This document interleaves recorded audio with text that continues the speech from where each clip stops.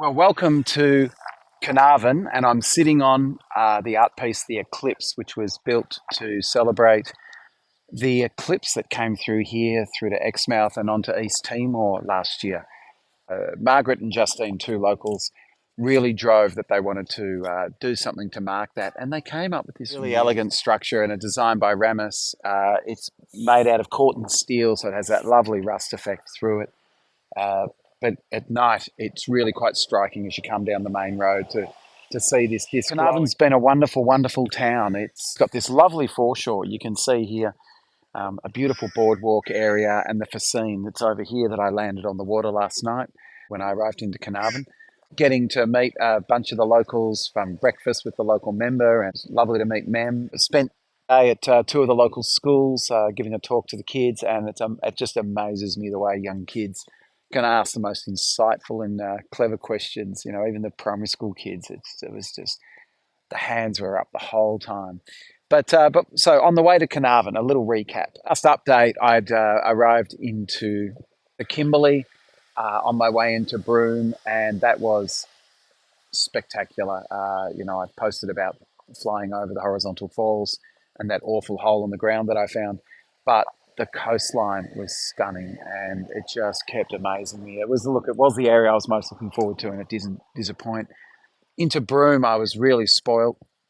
As I arrived, the guys from Horizontal Falls, who run the caravans on floats that head out there and take the public to see the Horizontal Falls, literally waved me in. Jason, you are a legend. He organised for me to go into their hangar and keep the plane out of the sun for a couple of days, allowed me to do a little bit of maintenance without standing in the sun, which was hugely appreciated and just could not have been more helpful.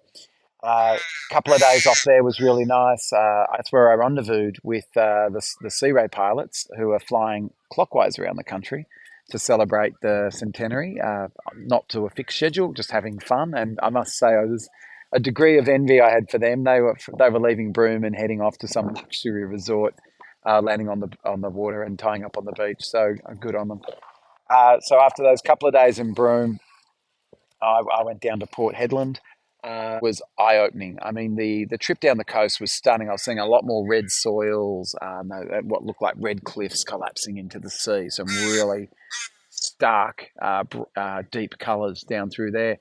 But Port Headland, wow. I mean, 100 years ago when Goebel and McIntyre landed on the water there, it was a small harbour with some trading ships servicing the area. It is now, I'm told, one of the busiest ports in the country.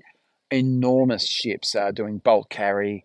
And, even as I was flying over, there were ships moving everywhere. And I've never seen so much ship activity in one small spot. There were over 50 ships I could see anchored out waiting to go in. So it was, I wasn't able to land on the water there. There's a speed limit. It was too busy, but I still did an orbit over the water and then went into the runway. And that was just a one night stop down to here, Carnarvon. Oval and McIntyre broke down for 9 days. Now, luckily, they had placed spare parts at two parts of the country. One was Thursday Island and the other was Perth. So even though it took a week, they actually had a spare engine down in Perth, and they were able to get that shipped up by train at first and then a lorry. But just testament to how hard that was. Today, that's a 10-hour drive, but it took them 7 days to get the engine here. They were just back here in the shallows, in the waters, I think over this side, and they had to actually build a crane to get the engine on and off. The poor guys, they had to work on the plane, literally in the shallows of the water, as you can see in this photo, pulling it apart. I mean, you drop one nut, it's going in the sand. You're never finding it again. But they rigged up a crane using lumber and ropes and pulleys and did a fantastic job. Once the engine was here, they actually got it fitted in 1 day, and then we're ready to leave the next day.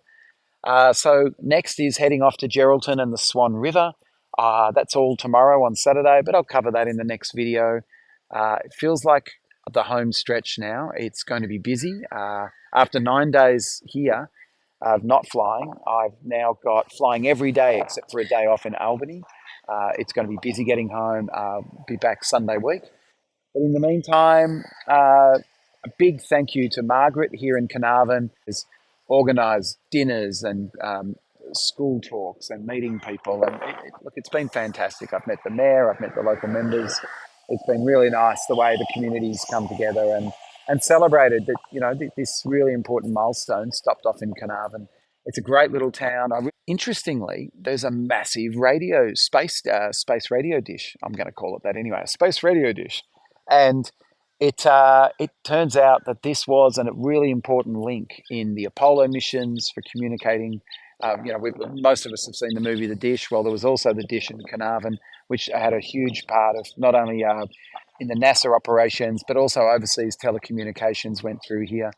And today that's a museum. And I had a fantastic tour yesterday, meeting the team there, who I was really, really impressed. And oh, I must mention, Margaret even made me a T-shirt. So this ring that I'm sitting in, which was built for the eclipse, there's the ring, there's Southern Sun, my very own Carnarvon Southern Sun T-shirt. Off we go tomorrow. Cheerio.